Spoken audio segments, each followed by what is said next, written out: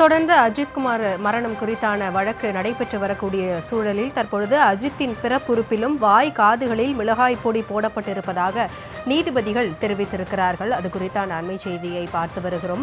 விவரங்களோடு இணைந்திருக்கிறார் மதி. தற்பொழுது நீதிபதிகள் தெரிவித்திருக்கக்கூடியது பிறப்புறுப்பில் அவர்கள் காது வாயில் மிளகாய் பொடி போட்டு சித்திரவதை செய்து கொடூரமாக கொண்டிருக்கிறார்கள் என்பது காலை பார்த்த காட்சிகளிலுமே நமக்கு தெரிய வந்தது. இப்படி ஒரு நகை திருட்டு விசாரணையில் நகை திருட்டு வழக்கில் இந்த அளவு கொடூரமாக தாக்குவதல் என்பது அவசியம்தானா? இதற்கெல்லாம் சட்டத்தில் இடம் இருக்கிறதா? விவரங்கள் என்ன? திருட்டு வழக்கில் எந்த வழக்கிலும் தாக்குவதற்கு காவல்துறையினருக்கு அதிகாரமே கிடையாது. உதாரணத்திற்கு சட்டம் ஒழுங்கு ஏற்படுகிறது. உதாரணத்துக்கு ஒரு ஆயிரக்கணக்கான அல்லது பல்லாயிரக்கணக்கான ஒரு போராட்டம் நடக்கிறது, ஒரு ஆர்ப்பாட்டம் நடக்கிறது. அந்த இடத்தில் அவர்கள் அமைதியாக ஊர்வலம் சென்றாலோ அல்லது பேரணியாக சென்றாலோ அல்லது பொதுக்கூட்டம் நடத்தினாலோ எந்த விதமான பிரச்சனையும் இல்லை. திடீரென்று அவர்கள் பொது சொத்துக்களை சேதப்படுத்துவதோ அல்லது கல்லெறிவது இது போன்ற சட்டவிரோத செயல்களில் அவர்கள் ஈடுபடும் பட்சத்தில் முதலில் அவர்களுக்கு எச்சரிக்கை விடுக்கப்படும். முதலில் கலையுங்கள், இல்லை என்றால் லத்தி சார்ஜ், அதாவது தடியடி நடத்தப்படும், கண்ணீர் புகை கொண்டு வீசப்படும். இது போன்ற எச்சரிக்கை தான் அவர்களுக்கு விடுக்கப்படும். இதுதான் நடைமுறை. அதை தவிர விசாரணைக்கு ஒரு குற்றச்செயல் அவர் செய்தாரா இல்லையா என்பது கூட தெரியவில்லை. சந்தேகத்தின் அடிப்படையில் ஒருவரை விசாரணைக்கு காவல் நிலையத்திற்கு அழைத்து வந்து தாக்குவதற்கு காவல்துறையினருக்கு சட்டத்தில் எந்த விதமான அதிகாரமும் கிடையாது.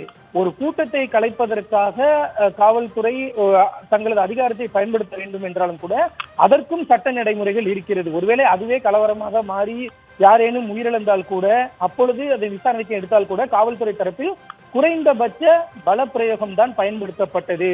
மினிமம் போர்ஸ் என்ற ஒரு வார்த்தை தான் சொல்லுவார்கள். மேக்சிமம் போர்ஸ் என்றால் அது துப்பாக்கி சூடு வரைக்கும் செல்லும். அதற்கெல்லாம் நீதி விசாரணை அல்லது அதற்கு சிறப்பு அனுமதி என்றெல்லாம் பல்வேறு சட்ட நடைமுறைகள் இருக்கக்கூடிய நிலையில் இவர்கள் ஒரு காவல் நிலையத்திற்கு ஒரு சந்தேகத்தின் அடிப்படையில் ஒரு நபரை அழைத்து வந்து அல்லது அவரை காவல் நிலையத்திற்கு அழைத்து வராமல் இவ்வளவு கொடூரமான உயிரிழக்கும் அளவிற்கு அவர் தாக்கப்படுவதற்கு காவல்துறையினருக்கு எந்த விதமான அதிகாரமும் சட்டத்திலேயே கிடையாது. அதனால்தான் இந்த விவகாரம் மிகப்பெரிய இதாகவே மாறி இருக்கிறது. அதாவது எக்ஸ்ட்ரா ஜுடிஷியல் கில்லிங்ஸ், அதாவது நீதிமன்ற சட்ட விதிமுறைகளை மீறிய கொலை என்ற ஒரு வார்த்தையும் இதில் பயன்படுத்தப்படுகிறது. மேலும் ஒரு நபர் அந்த குற்ற செயலை செய்தாரா இல்லையா என்பது கூட தெரியாத நிலையில் அவருக்கு இவ்வளவு பெரிய ஒரு தண்டனையானது விசாரணை முடியும் முன்பே அவருக்கான இவ்வளவு பெரிய தண்டனையை காவல்துறையினர் தற்பொழுது அளித்திருப்பதுதான் பேசு பொருளாக மாறி இருக்கிறது. ஏனென்றால் எந்த விதமான அதிகாரமுமே எந்த விதமான சட்ட வழிமுறையுமே காவல்துறையினருக்கு இந்த விவகாரத்தில் கிடையாது. சட்டத்தை மீறிதான் காவல்துறையினர் இந்த விவகாரத்தில் மிகப்பெரிய ஒரு அத்துமீறலை ஈடுபட்டு இருக்கிறார்கள். இந்த நிலையில் நீதிபதிகள் தற்பொழுது மீண்டும் இந்த உத்தரவு பிறப்பிக்கையில் சில கருத்துக்களை தெரிவித்து வருகிறார்கள். அதாவது அஜித்தினுடைய தாயார் அளித்த புகார் தொடர்பாக இதுவரை எந்த வழக்கும் பதிவு செய்யப்படவில்லை. அஜித் மரணம் தொடர்பாக அவரது தாயார் அளித்த புகாரின் அடிப்படையில் எந்த வழக்கும் பதிவு செய்யப்படவில்லை என்று நீதிபதிகள் தெரிவித்திருக்கிறார்கள். மேலும் மடப்புறத்தில் உள்ள ஒரு திருமண மண்டபத்தில் வைத்து அஜித் உயிரிழப்புக்கு 50 லட்சம் ரூபாய் இழப்பீடு தருவதாக ஒரு சிலர் கூறியிருக்கிறார்கள்.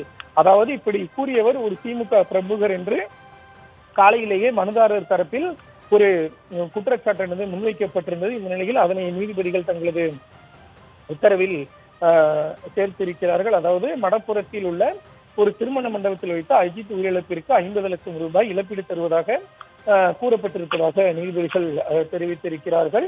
மேலும் சிலர் பேரம் பேசியதாக, அதாவது இந்த விவகாரத்தை பெரிதுபடுத்த வேண்டாம் என்று கூறி 5 லட்சம் தருவதாக சிலர் பேரம் பேசி இருப்பதாக நீதிபதிகள் குறிப்பிட்டிருக்கிறார்கள். மேலும் குடும்பத்தில் ஒருவருக்கு அரசு வேலை தருவதாகவும் உறுதி அளித்திருப்பதாக நீதிபதிகள் குறிப்பிட்டிருக்கிறார்கள். அதாவது ஒரு நபர் உயிரிழந்தார் என்றால் இழப்பீடு தருவதோ அரசு வேலை வழங்குவதோ என்பது அது அரசினுடைய வேலை.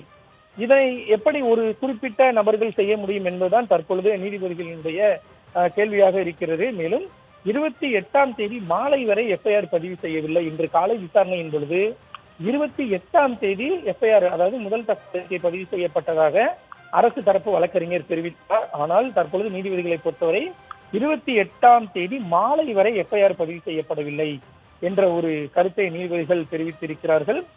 திமுக நிர்வாகிகள் 3 பேர் டிஎஸ்பியுடன் சேர்ந்து திருமண மண்டபத்தில் பேச்சுவார்த்தை நடத்தி இருக்கிறார்கள். காலையிலேயே மனுதாரர்கள் தரப்பிலும் இந்த விவகாரத்தில் திமுக பிரமுகர் ஒருவர் சம்பந்தப்பட்டிருப்பதாக குற்றம் சாட்டப்பட்டது.